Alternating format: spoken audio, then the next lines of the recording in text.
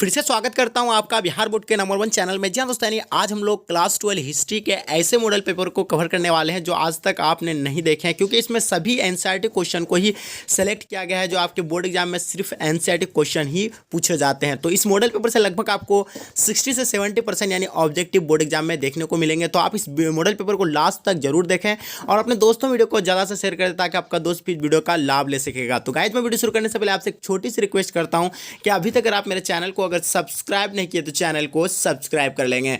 चलिए गाइस, मैं वीडियो शुरू करने से पहले आप लोगों को एक बात बता देता चाहता हूं कि आप अगर रेगुलर रोज क्लास लाइव क्लास आना चाहते हैं, जुड़ना चाहते हैं, तो आप एक डिस्क्रिप्शन में एक लिंक दिया है उस चैनल का जाकर के, उस चैनल को जाकर के आप सब्सक्राइब कर लेंगे। और 7 बजे रोज उसमें हम लोग लाइव क्लास आते हैं। 7 बजे यानी 7 बजे PM हम लोग रोज यानी लाइव क्लास आते हैं। ठीक है, रोज यानी PM हम लोग क्या है 7 बजे PM क्या रोज यानी लाइव क्लास आते हैं। तो आप यहाँ जुड़ सकते हैं और अपने लाइव टेस्ट दे सकते हैं। ठीक है अपने, तो चलिए गाइस, तो हम लोग वीडियो को शुरू करते हैं। तो चलिए, आपके सामने फर्स्ट क्वेश्चन आ गया, ध्यान से देखिएगा क्या कह रहा है इसमें कि ये हिस्ट्री का मॉडल पेपर है। ठीक है, और ये इसमें 50 ऑब्जेक्टिव है। ठीक है, तो पहला क्वेश्चन है जो आपके स्क्रीन पे है, ध्यान से देखिएगा। इसमें क्या कह रहा है कि हड़प्पा सभ्यता का सबसे बड़ा नगर कौन था। बहुत ही इंपॉर्टेंट क्वेश्चन है।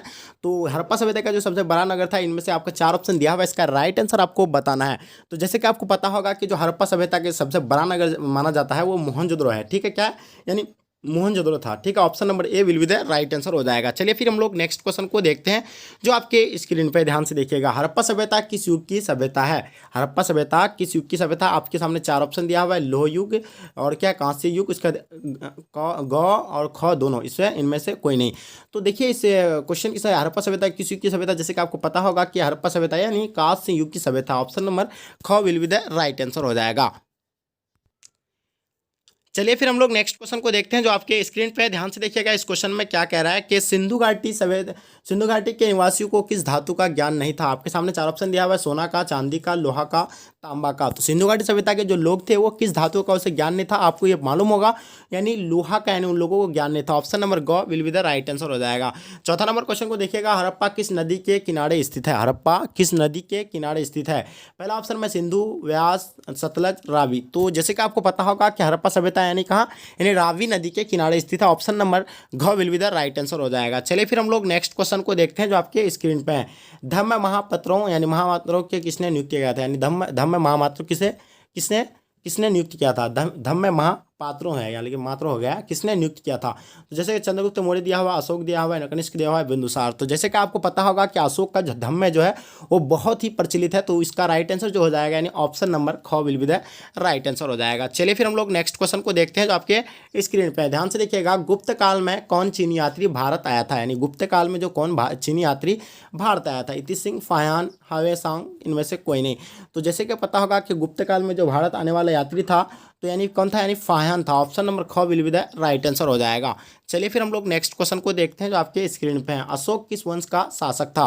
अशोक किस वंश का शासक था। आपके सामने 4 ऑप्शन दिया हुआ, पहला नंद वंश, गुप्त वंश, मौर्य वंश, चोल वंश। तो जैसे कि पता होगा अशोक यानी कैसा मौर्य वंश के शासक थे, यानी ऑप्शन नंबर ख will be the right answer हो जाएगा। चलिए फिर हम लोग नेक्स्ट क्वेश्चन को देखते हैं जो आपके स्क्रीन पे आया, ध्यान से देखिएगा क्या कह रहा है। महाभारत की रचना किस भाषा में हुई है। तो संस्कृत भाषा, पहला पाली, दूसरा प्राकृत, हिंदी। ठीक है, आपके सामने 4 ऑप्शन दिया हुआ, 8 का राइट आंसर आपको चूज करना है। तो option number A will be the right answer हो जाएगा, यानी संस्कृत भाषा का शब्द है ये। ठीक है, चलिए फिर हम लोग नेक्स्ट क्वेश्चन को देखते हैं जो आपके स्क्रीन पे, ध्यान से देखिएगा। क्वेश्चन नंबर 9, मनुस्मृति के लेखक कौन है, यानी मनुस्मृति के जो लेखक है तो कौन है। 9 का राइट आंसर क्या हो जाएगा, यानी ऑप्शन नंबर क हो जाएगा, यानी मनु। ठीक है, चलिए फिर हम लोग नेक्स्ट क्वेश्चन को देखते हैं जो आपके स्क्रीन पे है। दुर्योधन की माँ कौन थी, यानी दुर्योधन की जो माँ है वो कौन थी। तो गांधारी थी, कुंती थी, माद्री, सन्यावती। ठीक है, तो आपके सामने 4 ऑप्शन दिया था, इसका राइट जो आंसर हो जाएगा 10 का, तो option number A will be the right answer हो जाएगा, यानी गांधारी। ठीक है, चलिए फिर हम लोग नेक्स्ट क्वेश्चन को देखते हैं जो आपके स्क्रीन पे है, ध्यान से देखिएगा। त्रिपिटक साहित्य का संबंध है, यानी जैन धर्म से, बौद्ध धर्म से, शैव धर्म से, वैष्णव धर्म से। जैसे पता होगा त्रिपिटक साहित्य का जो संबंध है तो 11 नंबर का option number B will be the right answer हो जाएगा, यानी बौद्ध धर्म से। चलिए फिर हम लोग नेक्स्ट क्वेश्चन को देखते हैं जो आपके स्क्रीन पे है। श्वेतंबरा एवं दिगंबर का संबंध किस धर्म से है। तो श्वेतंबरा एवं दिगंबर का संबंध जो है आप यानी किससे है, तो आपके सामने पहला 4 ऑप्शन दिया हुआ है। पहला ऑप्शन में हिंदू, बौद्ध, शैव, जैन। तो जैसे पता होगा श्वेतांबरा एवं दिगंबरा का जो संबंध है तो 12 का ऑप्शन नंबर डी होगा, यानी जैन धर्म से संबंधित है। Option number D will be the right answer हो जाएगा। चलिए फिर हम लोग नेक्स्ट क्वेश्चन को कवर करते हैं। अबुल फजल कीर्ति आईने अकबरी में किसके शासन का वर्णन है, ठीक है। तो आपके सामने 4 ऑप्शन दिया हुआ है, तो इसका राइट जो आंसर हो जाएगा तो ऑप्शन नंबर क्या हो जाएगा 13 का option number B will be the right answer हो जाएगा, यानी अकबर का। चलिए फिर हम लोग नेक्स्ट क्वेश्चन को देखते हैं जो आपके स्क्रीन पे ध्यान से देखिएगा। तंबाकू पर किस शासक ने प्रतिबंध लगाया था? तो तंबाकू का जो सबसे पहले जो सेवन किया गया था वो अकबर के द्वारा किया गया था, और इस पर जो प्रतिबंध जो लगाया गया था वो जहांगीर के द्वारा लगाया गया था। ऑप्शन नंबर ग will be the right answer हो जाएगा। चलिए फिर हम लोग नेक्स्ट क्वेश्चन को देखते हैं जो आपके स्क्रीन पे है। अकबरनामा की रचना किसने की है? तो अकबरनामा की जो रचना किया है किसने के द्वारा किया गया है? तो आपके सामने 4 ऑप्शन दिया हुआ है, तो 15 का आपका राइट आंसर क्या हो जाएगा, यानी option number D will be the right answer हो जाएगा, यानी अबुल फजल। चलिए फिर हम लोग नेक्स्ट क्वेश्चन को देखते हैं जो आपके स्क्रीन पे है। अकबर का संरक्षक कौन था? पहला ऑप्शन में बैरम खां, मुनीम खां, ठीक है। उसके बाद दूसरा ऑप्शन में अब्दुल लतीफ़, उसके बाद चौथा ऑप्शन में क्या दिया, हुमायूं। तो जैसे कि पता होगा कि अकबर खां का जो संरक्षक था वो बैरम खां था। ऑप्शन नंबर क will be the right answer हो जाएगा। चलिए फिर हम लोग नेक्स्ट क्वेश्चन को कवर करते हैं जो आपके स्क्रीन पे है। ध्यान से देखिएगा, 7वां नंबर क्वेश्चन जो आपके स्क्रीन पे आ चुका है कि भारत का अंतिम मुगल सम्राट कौन था? भारत का अंतिम मुगल सम्राट कौन था? पहला ऑप्शन में शाहजहां, औरंगजेब, मोहम्मद शाह, बहादुर शाह जफर। तो आपके सामने 4 ऑप्शन दिया हुआ है, इसका राइट आंसर आपको चूज करना है। 17 का आपका राइट आंसर क्या हो जाएगा, यानी 17 का ऑप्शन नंबर यानी D will be the right answer हो जाएगा, ठीक है। Bahadur Shah Zafar will be the right answer हो जाएगा। चलिए फिर हम लोग नेक्स्ट क्वेश्चन को कवर करते हैं जो आपके स्क्रीन पे आ चुका है। भारत में मुगल वंश का संस्थापक कौन था? भारत में जो मुगल वंश का संस्थापक था तो इनमें से कौन सा दिया हुआ है? बाबर, हुमायूं, अकबर, जहांगीर, ठीक है। तो भारत में जो मुगल वंश का संस्थापक शाह था वो बाबर था, जो 1526 ईस्वी में इब्राहिम लोदी को पराजित कर अपने गद्दी पर बैठा था। मुगल वंश का उसी से यानी शुरुआत हुआ था 1526 ईस्वी से। तो जैसे आपको इसके बारे में अगर डीप नॉलेज चाहिए तो मैं डीप नॉलेज देने का भी प्रयास करूंगा। आप लोग इस चैनल को जाकर के विजिट कीजिए, वहाँ हम लोग यानी डीप नॉलेज देने का प्रयास करूंगा। आप जाकर के चैनल का डिस्क्रिप्शन में लिंक दिया हुआ है, ठीक है। डिस्क्रिप्शन में चैनल का लिंक दिया, वहाँ जाकर के आप उस चैनल को सब्सक्राइब कर लीजिए, उसमें डीप नॉलेज देता हूँ, ठीक है। आपको अगर ज़्यादा जानकारी चाहिए तो उस चैनल में जाकर के विजिट कर लीजिएगा आप एक बार। तो पहला 19 नंबर क्वेश्चन कह रहा है कि रूस में भारत की विद्या का जनक किसे कहा जाता है, ठीक है। निकोलो कॉन्टी, अफनासी निकेतन, ठीक है, जीएस लिविदेव, डेमिगोस पइस, ठीक है। तो आपका राइट आंसर क्या हो जाएगा 19 नंबर का जो राइट आंसर हो जाएगा option number C will be the right answer हो जाएगा, यानी जीएस लिविदेव, ठीक है। चलिए फिर हम लोग नेक्स्ट क्वेश्चन को देखते हैं जो आपके स्क्रीन पे ध्यान से देखिएगा क्या कह रहा है इस क्वेश्चन में कि हम्पी नगर किस साम्राज्य से संबंधित है, यानी हम्पी नगर जो है वो किस साम्राज्य से संबंधित है? मौर्य साम्राज्य से, गुप्त साम्राज्य से, महामनी साम्राज्य से, विजयनगर साम्राज्य। तो जैसे पता होगा कि ये जो विजयनगर साम्राज्य से यानी संबंध है, ऑप्शन नंबर ग will be the right answer हो जाएगा। चलिए फिर हम लोग नेक्स्ट क्वेश्चन को देखते हैं। विजयनगर का महानतम शासक कौन था? पहला ऑप्शन है वीर सिंह, कृष्णदेव राय, अच्युत राय, सदाशिव राय, ठीक है। जैसे कि पता होगा कि विजयनगर जो महानतम शासक था वो कृष्णदेव राय को माना जाता है, तो इसका ऑप्शन नंबर ख will be the right answer हो जाएगा। चलिए फिर हम लोग नेक्स्ट क्वेश्चन को देखते हैं जो आपके स्क्रीन पे है। गोपुरम का संबंध है, यानी गोपुरम का जो संबंध है तो इनमें से यानी कौन सा संबंध है? तो पहला ऑप्शन में गाय दिया हुआ है, नगर से, व्यापार से, मंदिर से। तो जैसे पता होगा कि इसका राइट यानी मंदिर से हो जाएगा, ऑप्शन नंबर ख घ will be the right answer हो जाएगा। चलिए फिर हम लोग नेक्स्ट क्वेश्चन को देखते हैं। निम्न में से महिला संत यानी कौन थी? इनमें से यानी महिला संत कौन थी? जैसे कि पता होगा मीरा भी एक महिला संत थी, अंडाल, कराईकल, इनमें से यानी सभी हो जाएगा। तो इसका राइट आंसर क्या हो जाएगा, यानी इनमें से सभी हो जाएगा। चलिए फिर हम लोग नेक्स्ट क्वेश्चन को देखते हैं जो आपके स्क्रीन पे आ गया। ध्यान से देखिएगा क्या कह रहा है इसमें। ख्वाजा मोइनुद्दीन चिश्ती की दरगाह कहाँ है? यानी ख्वाजा मोइनुद्दीन चिश्ती की जो दरगाह है जो वो कहाँ पे? पहला ऑप्शन में दिल्ली दिया हुआ है, आगरा दिया हुआ है, जयपुर, अजमेर। तो जैसे कि पता होगा ये बहुत ही आप सब भी जानते हैं, ये इंपॉर्टेंट क्वेश्चन है जो आप बार बार ये क्वेश्चन पूछे जाते हैं हर ईयर में, ठीक है। तो इसका राइट आंसर अजमेर हो जाएगा, ठीक है। नेक्स्ट क्वेश्चन को देखते हैं हम लोग क्या कह रहे हैं इसमें। तलवंडी किसका जन्म स्थान था? यानी तलवंडी जो था तो इनमें से यानी किसका जन्म स्थान है? कबीर का, ना का, रैदास का, मीरा का, ठीक है। तो इसका राइट आंसर क्या हो जाएगा आपका? तलवंडी यानी किसका जन्म स्थान है? यानी गुरु नानक का। तो ऑप्शन नंबर ख यानी will be the right answer हो जाएगा, क्योंकि नानक दिया हुआ है बट वहाँ गुरु नानक उसका पूरा एक्सप्लेन नहीं किया हुआ है। तो जी इसका राइट आंसर क्या हो जाएगा, यानी ख हो जाएगा, ठीक है। चलिए फिर हम लोग नेक्स्ट क्वेश्चन को देखते हैं। भारत में भक्त आंदोलन किसने आरंभ किया था?